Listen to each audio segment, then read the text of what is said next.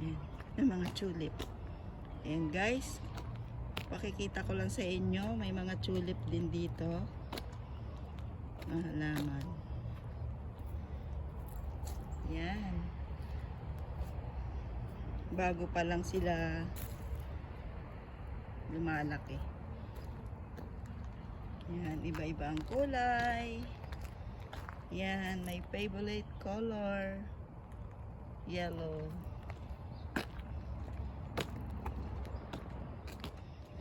May mga dandelion.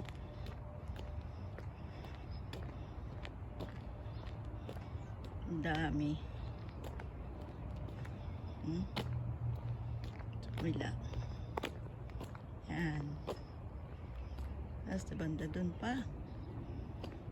Dami.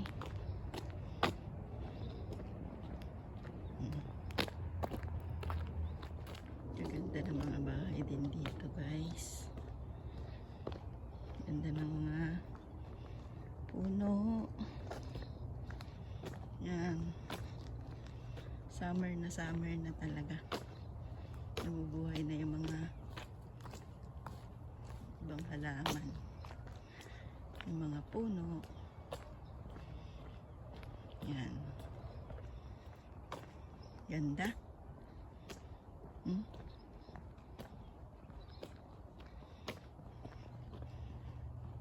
Marerelax ka na sa pag-walking, marerelax pa yung mata mo.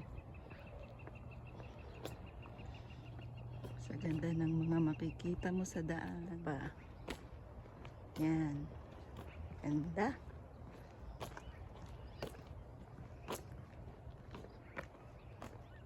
Pa. Ganda. Puro magaganda ang makikita mo ngayon. Kasi summer na. Marerelax na yung katawan mo sa paglalakad. Marerelax pati yung mata mo sa ganda ng mga makikita mo. Ito. Ganda. Yun pa. Yun.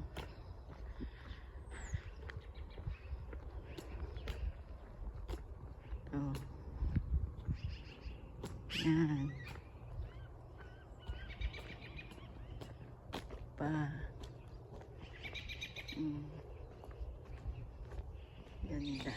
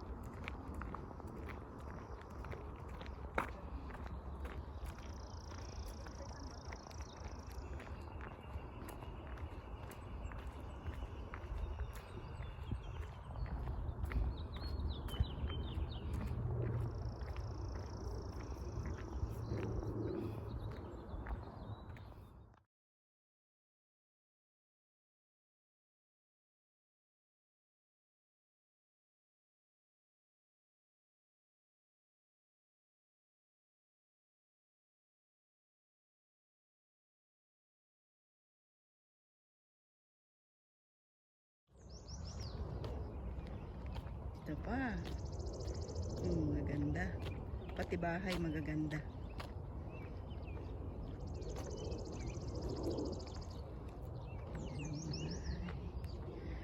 Private property. Yan.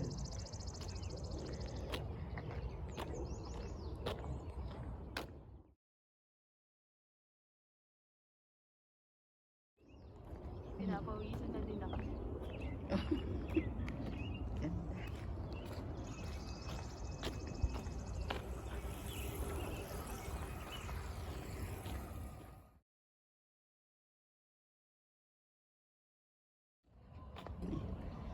Yan guys, bali andito na kami sa may lake. nakaabot na kami sa paglalakad. Bali, itong yung lake na yan, yan yung nag-skating yung mga nag-skating yung mga bata, yung marunong mag-skating pag winter dyan. Kasi matigas, nagiging ice yan. Pero ngayon, ang ganda na.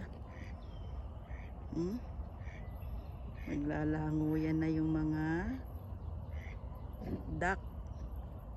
Yan. Yan, try natin bumaba. Bababa tayo sa hagdan.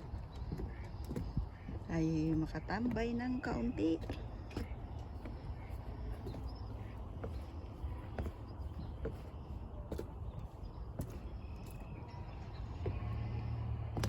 Maka-relax. Ganda dito. Wow. Tayo'y uupo sa bangko. May bangko pa. Upo muna tayo. Yan.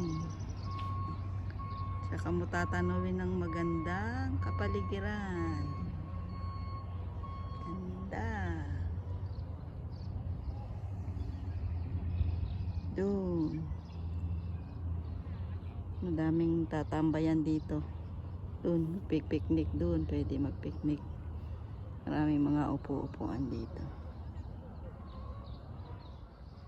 Yan. Ang daming pumapasyal dito. Umaga, sa hapon.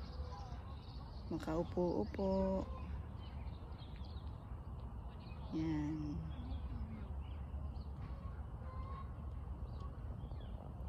Sama ko si ate. Si ate Karen.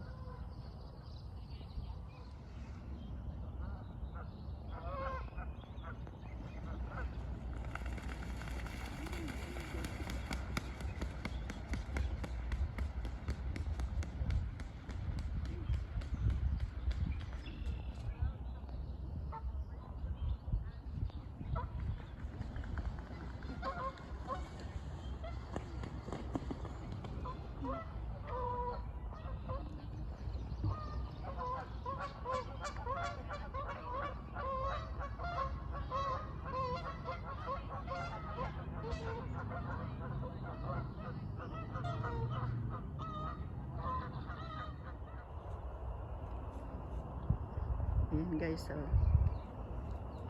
Kita nyo ba? Ayan, oh. Ayan. Mabait yan. May isa pa dun. Meron pa ditong isa. Ayun.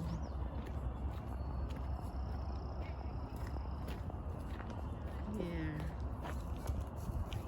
Ay, natatabunan ng puno.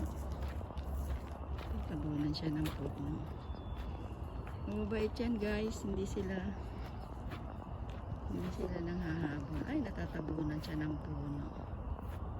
Hindi kita sa loob.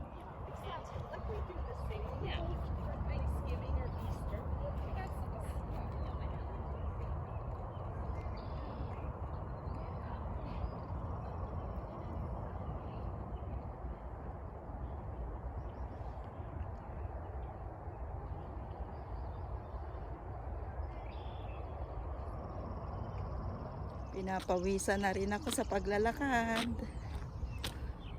Kaka-relax. Kasama ko si ate.